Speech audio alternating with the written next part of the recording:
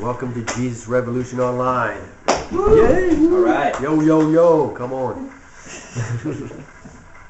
Right back at you.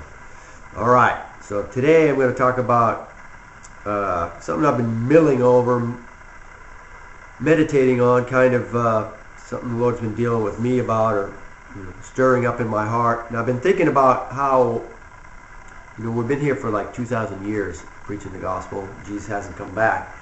And in 2,000 years, we really haven't, I don't think we've really changed the culture of the world like we should have. I should have had that verse ready, verse where the man who wasn't a Christian accused Paul of being one of those people that turned the world upside down. The first century Christians had turned the world upside down in their 30, 40 years.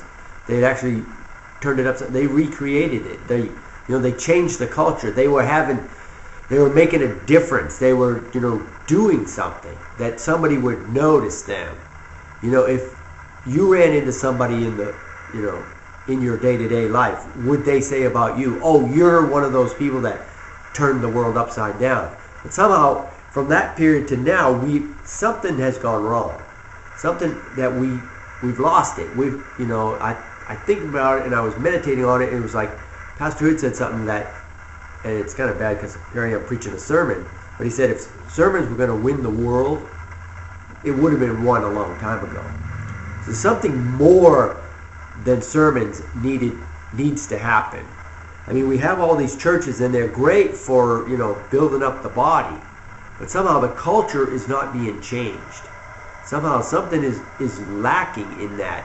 And I think part of it is a mindset that we have where we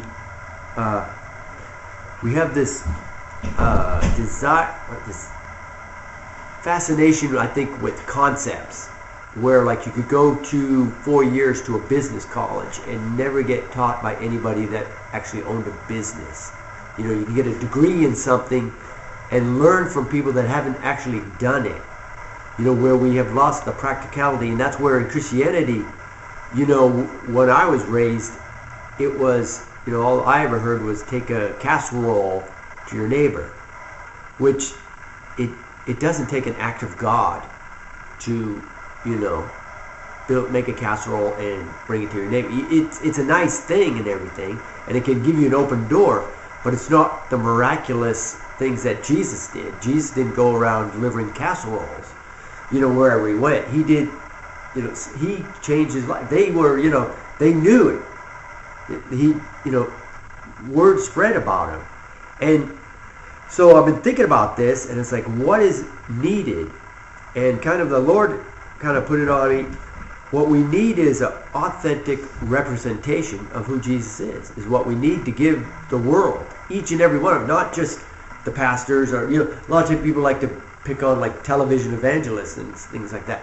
Well, television evangelists aren't going to win the world, even though, 4 million, 10 million, 11, the millions of people watch them. It doesn't really change anything. You get inspired and everything, but really what we need, and everybody needs, because when you watch it on TV, it's that guy. It's not you.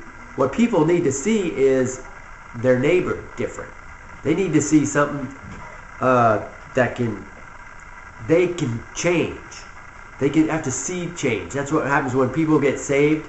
And usually when someone gets saved and they start telling their friends about them, there's all of a sudden this unbelievable amount of people get saved too, because all of a sudden they see the person that was our dirty, rotten person, all of a sudden they see the change in them. I think, well, and that gives them hope, and they go like, oh, I could change. If he can do it, then there must be something in that church or that Bible or whatever that I can do it. And that's what we need. We need to, present the authentic gospel and the authentic representation of what Jesus is.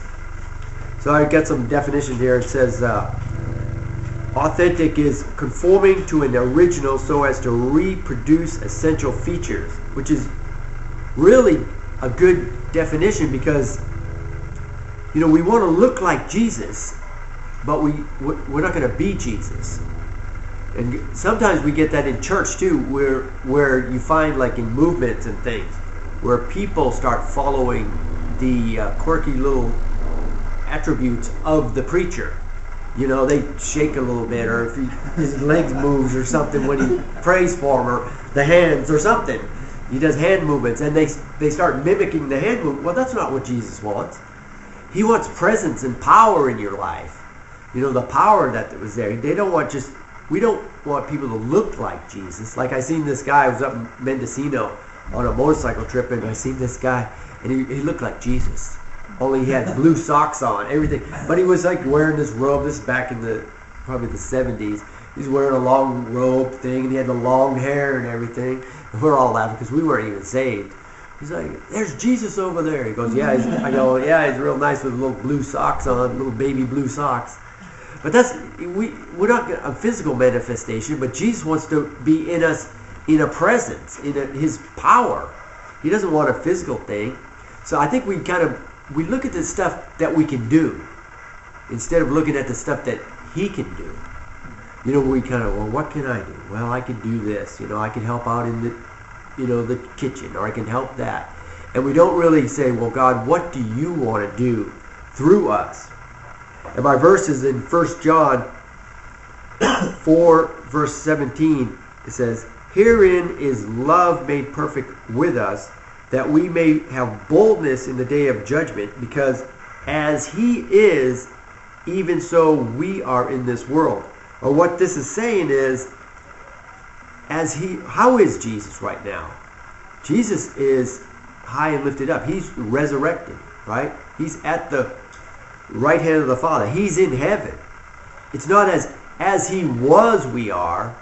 And I was thinking about this morning, how he was. A lot of the people, when they think about Jesus, they think of this real meek and mild person, a real nice person. But there's really not much evidence that he was meek and mild for most of his life. Now, during the trial, he kept his mouth shut. But every other time you see Jesus, he's talking and he's doing something. He's not sitting by. Everybody else in the whole area was doing nothing, and he was doing something. That's why they were talking about him.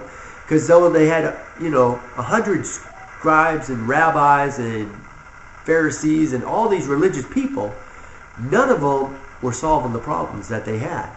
They weren't changing the culture. That's why wherever he went, signs and wonders happened, and he had words from God that helped the people.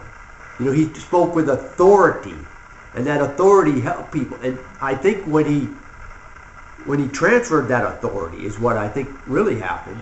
It wasn't that they were, wondered that, he could speak with authority, but the authority did something. The demons listened to him.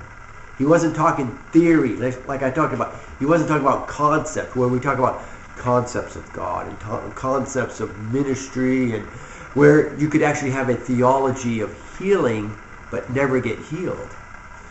God should really heal you. And we will pray about it. But Jesus didn't tell his disciples to pray about healing. He told them to heal them. He said, you go out there, you tell them the kingdom of God is here, and then you heal them, you cast out their devils, and you do all this stuff. And that's what they did, and then they came back with a report.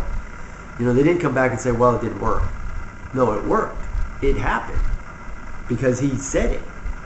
And they didn't have this concept. So Jesus is resurrected. He's sitting at the right hand of the Father.